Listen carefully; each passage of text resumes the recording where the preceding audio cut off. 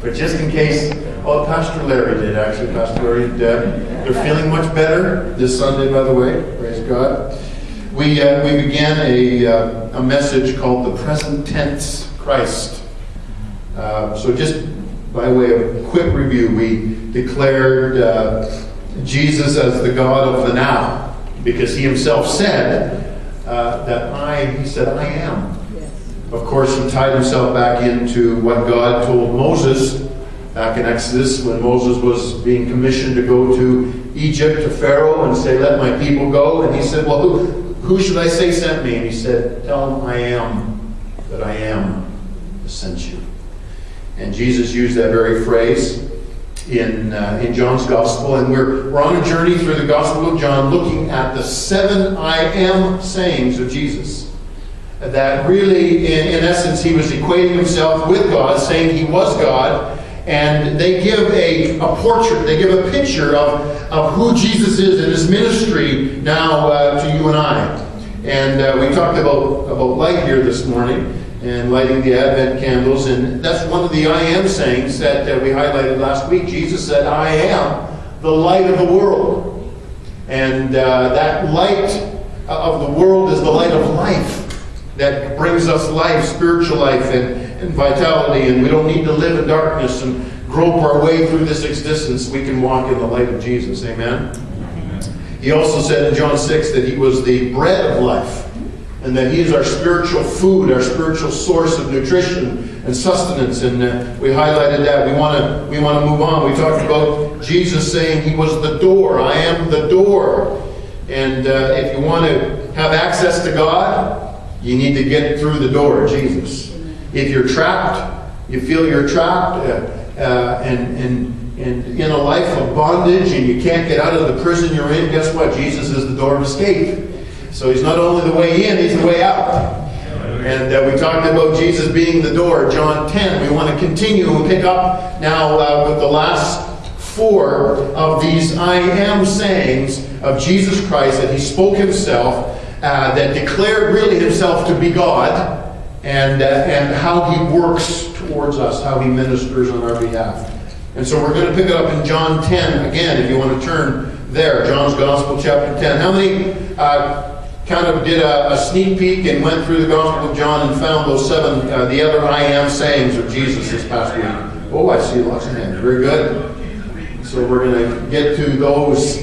We're going to start at John 10. And we were here last week when Jesus declared himself to be the door. And it was in the context of another I am saying that he revealed himself as the door. But the other context of this was Jesus being the true shepherd. And so I want to read some scriptures again for you. We'll begin at the first verse, John 10. Most assuredly I say to you, he who does not enter the sheepfold by the door, but climbs up some other way, the same is a thief and a robber. But he who enters by the door is the shepherd of the sheep. Jump down to verse 10. The thief does not come except to steal and to kill and to destroy. I have come that they may have life, and that they may have it more abundantly, or life to the full. He's talking about us, by the way. Verse 11, I am the good shepherd.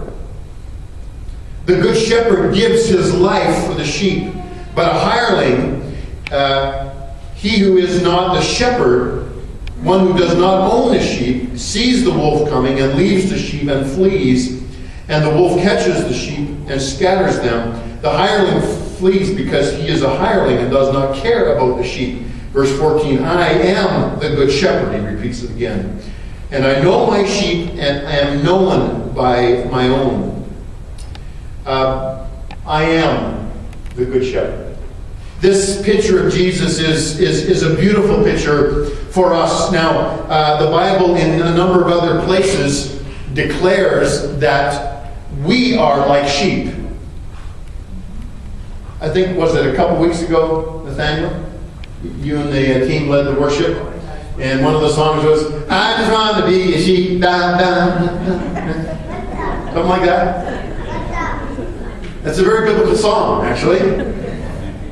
Because we are called sheep, Isaiah the prophet declared, all we like sheep have gone astray. And we've turned everyone to his own way. Sheep in and of themselves will naturally get lost. Being called a sheep, by the way, is not really any big compliment. Just want you to get that. God could have complimented us by calling us a lot of different kind of animals, or likening us to a lot of different kind of animals. He chose sheep. Sheep are rather stupid animals. Sheep need a shepherd. But I'm so glad that Jesus himself said, I am. There's the God statement. I am the good shepherd. I'm going to take care of my sheep. I'm going to defend my sheep. I'm going to protect my sheep. I'm going to fight for my sheep. Because I love my sheep. They're my sheep. I know them. And they know me. Probably one of the most, if not the most known passages of Scripture, not only to the Christian but to the secular world, is Psalm 23. How many know Psalm 23? Yeah, you know right now. What's it say? The very first verse. The Lord is my shepherd. Now there's a whole study, and I'm certainly not going to go into it today, but it's like probably a 6-week series on that psalm. The Lord is my shepherd. There was a gentleman. He was a pastor. I don't even know if he's still alive. Philip W. Keller. He was a pastor for many years. He was a shepherd for many years. He actually had his own flock of sheep and herded them and was a business for many years. And he wrote a book on the 23rd Psalm, and it was entitled A Shepherd Looks at Psalm 23.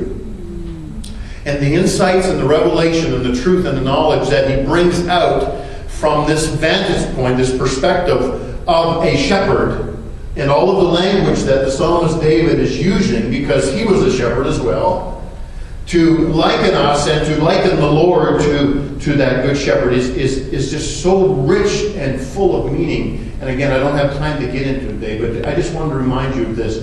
Jesus himself, where a thief comes but to kill and to steal and destroy, a thief in the context of what we just read in John 10 was coming to get at the sheep. He was coming to steal the sheep, to destroy and kill. But Jesus declared himself, I'm not like a thief or a robber.